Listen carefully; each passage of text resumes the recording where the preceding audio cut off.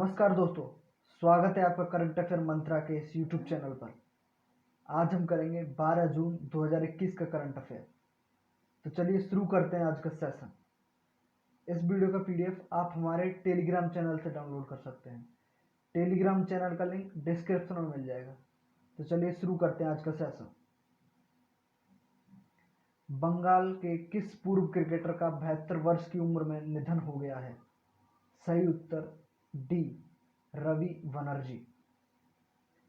बंगाल के पूर्व क्रिकेटर रवि बनर्जी का लंबी बीमारी के बाद निधन हो गया। यह जानकारी बंगाल क्रिकेट संघ ने दी। वे 72 वर्ष के थे। बनर्जी 1969 से 1970 से 1974 से 75 के बीच बंगाल के लिए 10 प्रथम श्रेणी में मैच खेले थे। रेटिंग एजेंसी क्रिसिल ने वित्त वर्ष 2021-22 के लिए भारत के सकल घरेलू उत्पाद के विकास के अनुमान को 11% से घटाकर कितने प्रतिशत कर दिया है?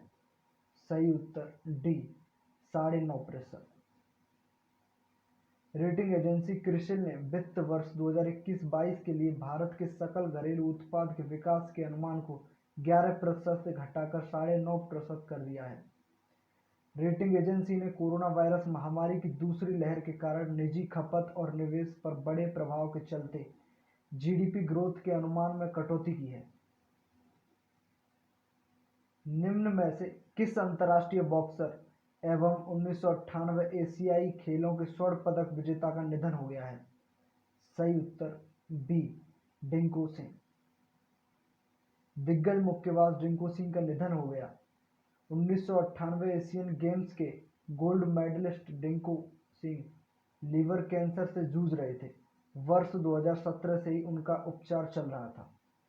मणिपुर के रहने वाले डिंको सिंह को 1998 में अर्जुन पुरस्कार और 2013 में पद्मश्री से नवाजा गया था। डिंको सिंह ने 1997 में अपना इंटरनेशनल बॉक्सिंग डेब्यू किया था। निम्न में से किस देश ने बिटकॉइन को कानूनी मान्यता देने वाला दुनिया का पहला देश बन गया है? सही उत्तर A, El Salvador. El Salvador crypto currency bitcoin को कानूनी दर्जा देने वाला दुनिया का पहला देश बन गया है। अब तक किसी देश ने इसे अपनी वैध करेंसी नहीं घोषित किया था। अल सल्वाडोर अब आधिकारिक रूप से पहला देश बन गया है कि जहां बिटकॉइन को किसी भी सौदे के लिए कानूनी करेंसी के तौर पर मान्यता मिल गई है। अल सल्वाडोर की संसद में बिटकॉइन को 62 की तुलना में 84 वोटों से मंजूरी दे दी गई है। किस राज्य सरकार ने हाल ही में मुख्यमंत्री किसान मित्र ऊर्जा योजना के प्रारूप को मंजूरी दे दी है? सही उत्तर सी, राजस्थान। राजस्थान सरकार ने हाल ही में मुख्यमंत्री किसान मित्र ऊर्जा योजना के प्रारूप को मंजूरी दे दी है। इस योजना के तहत कृषि उपभोक्ताओं को हर महीने 1000 रुपये अनुदान देने का प्रावधान है।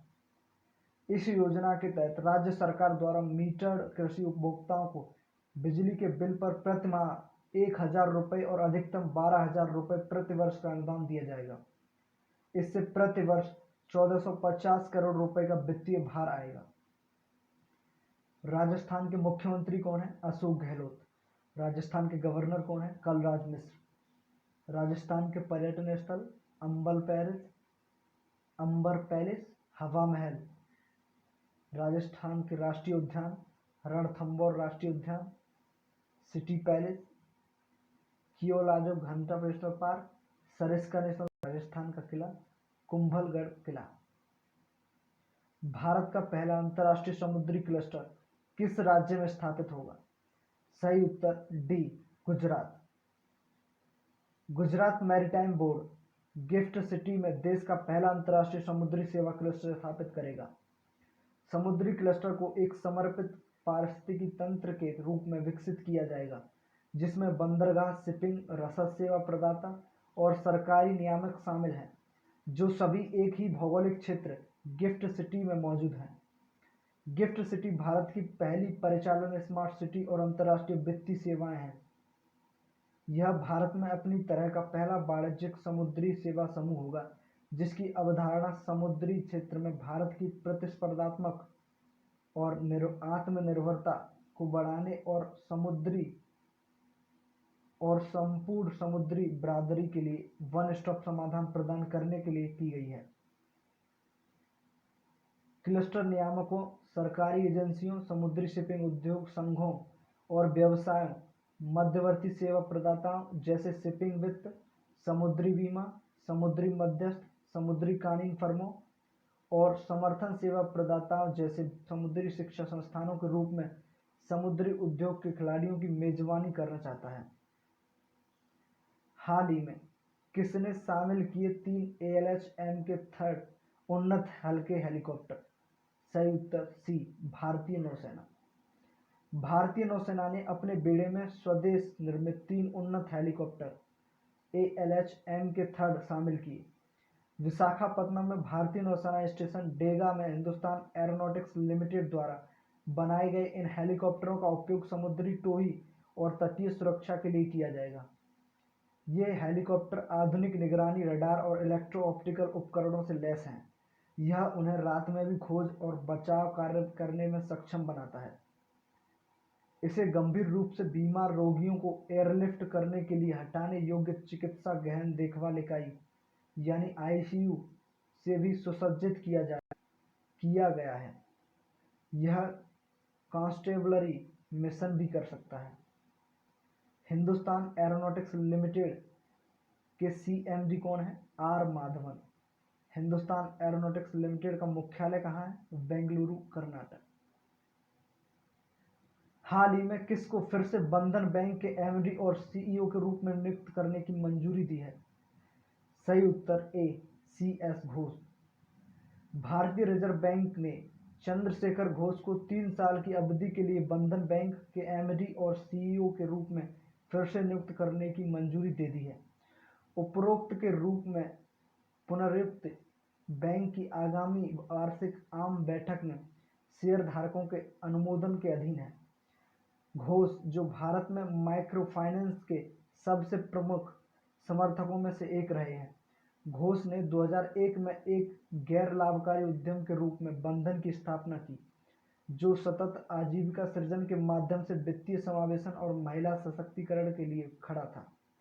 वह NBFC, MFI और अंत में सार्वभौमिक बैंक में इससे परिवर्तन में सबसे आगे थे। बंधन बैंक का मुख्यालय कहाँ है? कोलकाता, पश्चिम बंगाल में। बंधन बैंक की स्थापना कब हुई थी? 2001 में। हाल ही में किसने 2021 में भारत की अर्थव्यवस्था में 8.3% से वृद्धि का अनुमान लगाया है? सही उत्तर B, वर्ल्ड बैंक। विश्व बैंक ने भारत की अर्थव्यवस्था को 2021 में 8.3% और 2022 में 7.5% की दर से बढ़ने का अनुमान लगाया है। वॉशिंगटन स्थित वैश्विक ऋणदाता ने जारी वैश्विक आर्थिक संभावनाओं के अपने नवीनतम अंक में कहा कि भारत में एक विशाल दूसरा कोविड-19 लहर वित्तीय वर्ष 2020-21 की दूसरी छमाही के दौरान विशेष रूप से सेवाओं में देखी गई गतिविधि में अपेक्षा से अधिक तेज रिबाउंड को कमजोर कर रही है। विश्व बैंक ने कहा 2023 में भारत के 6.5% बढ़ने की उम्मीद है। हाल ही में किसने लापता व्यक्तियों की पहचान के लिए iFemina लॉन्च किया? सही उत्तर A, इंटरपोल। इंटरपोल ने पारिवारिक DNA के माध्यम से लापता व्यक्तियों की पहचान करने और सदस्य देशों में उदासीन मामलों को सुलझाने में पुलिस की मदद करने के लिए iFamilia नामक एक नया वैश्विक डेटाबेस लॉन्च किया है। इंटरपोल ने इसे इस महीने एक महत्वपूर्ण डेटाबेस बताते हुए आधिकारिक रूप से लॉन्च किया। अपने बयान में कहा कि उसने अत्याधुनिक वैज्ञानिक अनुसंधान को लागू किया और दुनिया भर में लापता व्यक्तियों या अज्ञात मानव अवशेषों की पहचान करने के लिए रिश्तेदारों के DNA का इस्तेमाल किया। iFamilia पारिवारिक DNA के माध्यम से लापता व्यक्तियों की पहचान करने के लिए लॉन्च किया गया है एक वैश्विक डेटाबेस है। यह पुलिस को सदस्य देशों में मामलों को सुलझाने में मदद करेगा। इंटरपोल अत्याधुनिक वैज्ञानिक अनुसंधान लागू करता है और दुनिया भर में लापता व्यक्तियों या अज्ञात मानव अवशेषों की पहचान करने के लिए रिश्तेदारों के DNA का उपयोग करता है। डीएनए रिश्तेदारी मिलान का उपयोग ज़्यादातर उन मामलों में किया जाता है जहां लापता व्यक्ति का सीधा नमूना उपलब्ध नहीं होता है। इंटरपोल के अध्यक्ष कौन है? किम जोंग यांग। इंटरपोल की स्थापना कब हुई थी? 7 सितंबर 1923। इंटरपोल का मुख्यालय कहाँ है? लियों, फ्रांस। इंटरपोल का आदर्श वाक्य connecting police for a safer world. तो चलिए आज का सेशन यहीं समाप्त करते हैं। चैनल को सब्सक्राइब कीजिए, वीडियो को लाइक कीजिए, शेयर कीजिए। धन्यवाद।